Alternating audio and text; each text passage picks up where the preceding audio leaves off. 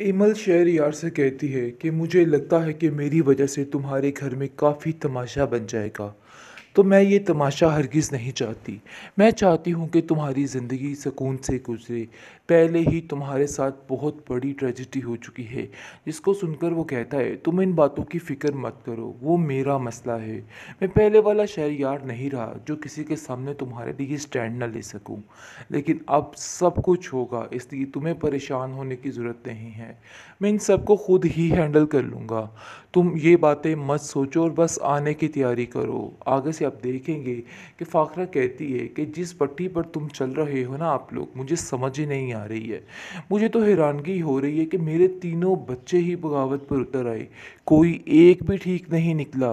अरे किस किस्म की औलाद हो तुम?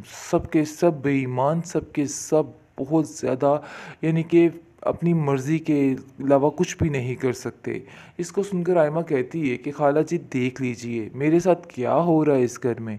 मुझे तो समझ ही नहीं आ रहा है कि मैं क्या करूं। मैं तो तंग आ चुकी हूँ शहरयार की रोज़ की चिक चिक से। जिस पर फ़ाखरा कहती है तुम तो खामोश ही रहा करो। मुझे तुम पे बहुत गुस्सा है क्योंकि तुमने भी कुछ कम नहीं की उसको बर्बाद करने में और उसको ज़लील करने में। और देखो अपनी ज़ुबान को बंद रखना, ऐसा ना हो कि जगह जगह इस बात का ढंढोरा पीटती रहो। मैं इसलिए कभी भी बर्दाश्त नहीं करूँगी ये बात। और अगर मुझे कहीं पता चला तो फिर देखना मैं तुम्हारा क्या हश्र करती। जिस पर दुर्दाना कहती है अरे बाजी किस तरह की बातें कर रही हैं, ऐसा कुछ भी नहीं होने वाला है, इन बातों की फ़िक्र मत करें। मैं ऐसा कभी नहीं होने दूंगी। और वैसे भी वो आपसे इतना प्यार करती है, इतना बड़ा कदम कैसे उठा सकती है? इन बातों की फ़िक्र करना छोड़ दें।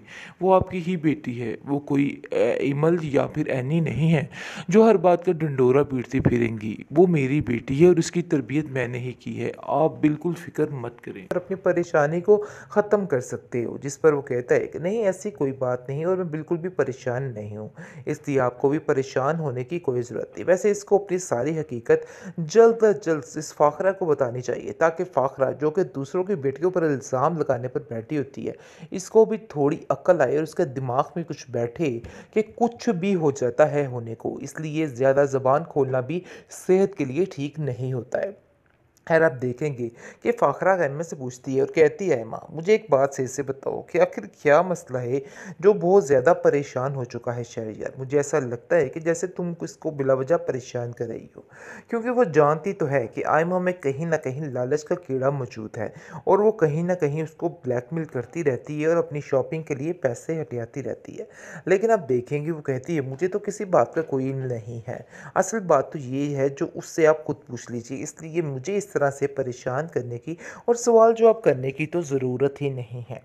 खैर आप देखेंगे वो वहाँ से चली जाती है और सोचती है कि वो बहुत जल्द इन सब बातों का पता लगवा कर ही रहेगी, क्योंकि अब उसे इन बातों का पता लगवाना है और सारी हकीकत को सामने लाना है कि आखिर क्या वजह है और क्या नहीं है। क्योंकि वो बिला वजह बहुत परेशान रहने लग जाती है, क्योंकि वो जानती है कि कहीं ना कहीं ऐसी बात तो ज़रूर है जिसकी वजह से शहरयार की परेशानी में मज़ीद से मज़ीद इजाफा होता जा रहा है। इसलिए आप देखेंगे कि वो कहती है अफ़ान कि तुम्हें इस बात को पता लगवाना है कि आखिर शहरयार इतना परेशान क्यों है। मैं जानती हूँ कि उसको हिमल की टेंशन भी है, लेकिन ये परेशानी कुछ और ही लग रही है और कुछ और ही बता रही है, और मुझे ऐसा लगता है कि जैसे बात कुछ और है।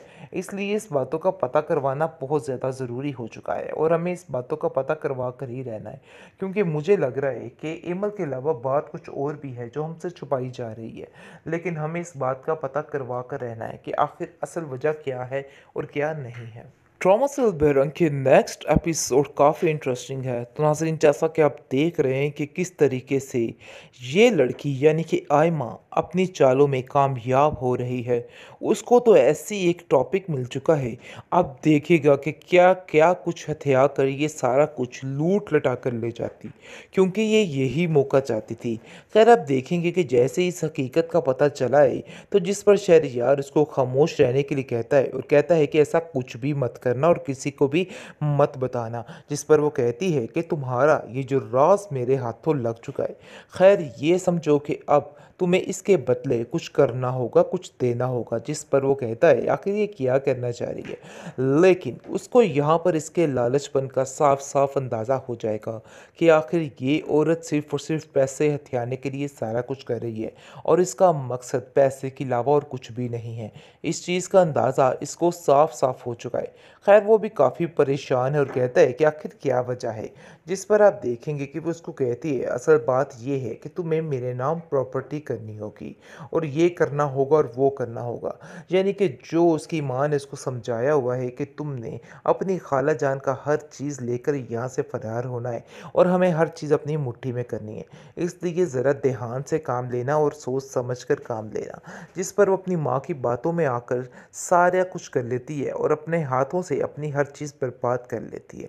लेकिन अभी से इस चीज़ का अंदाज़ा नहीं है कि जब फ़ाकरा को इस बात का इल्म होगा कि वो शहरयार से इन चीज़ों की फ़रमाइश कर रही है और कह रही है कि मेरे नाम हर चीज़ कर दो, यानी कि उसको ब्लैकमेल करने की कोशिश की जा रही है।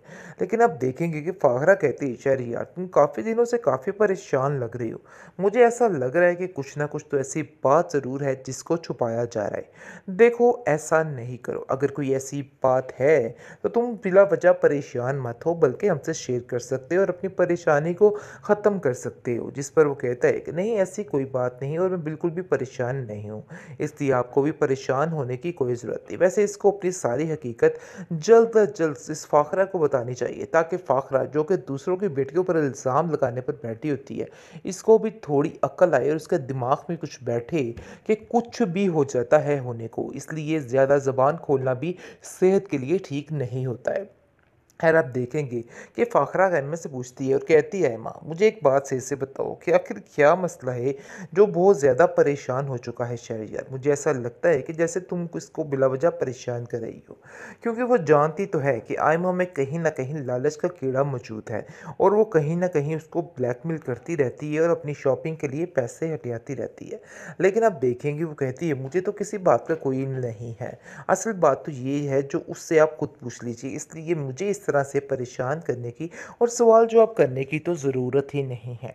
खैर आप देखेंगे वो वहाँ से चली जाती है और सोचती है कि वो बहुत जल्द इन सब बातों का पता लगवा कर ही रहेगी, क्योंकि अब उसे इन बातों का पता लगवाना है और सारी हकीकत को सामने लाना है कि आखिर क्या वजह है और क्या नहीं है। क्योंकि वो बिला वजह बहुत परेशान रहने लग जाती है, क्योंकि वो जानती है कि कहीं ना कहीं ऐसी बात तो ज़रूर है जिसकी वजह से शहरयार की परेशानी में मज़ीद से मज़ीद इजाफा होता जा रहा है। इसलिए आप देखेंगे कि वो कहती है अफ़ान कि तुम्हें इस बात को पता लगवाना है कि आखिर शहरयार इतना परेशान क्यों है।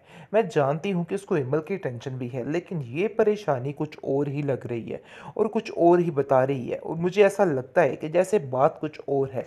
इसलिए इस बातों का पता करवाना बहुत ज़्यादा ज़रूरी हो चुका है और हमें इस बातों का पता करवा कर ही रहना है, क्योंकि मुझे लग रहा है कि इमल के अलावा बात कुछ और भी है जो हमसे छुपाई जा रही है। लेकिन हमें इस बात का पता करवा कर रहना है कि आखिर असल वजह क्या है और क्या नहीं है।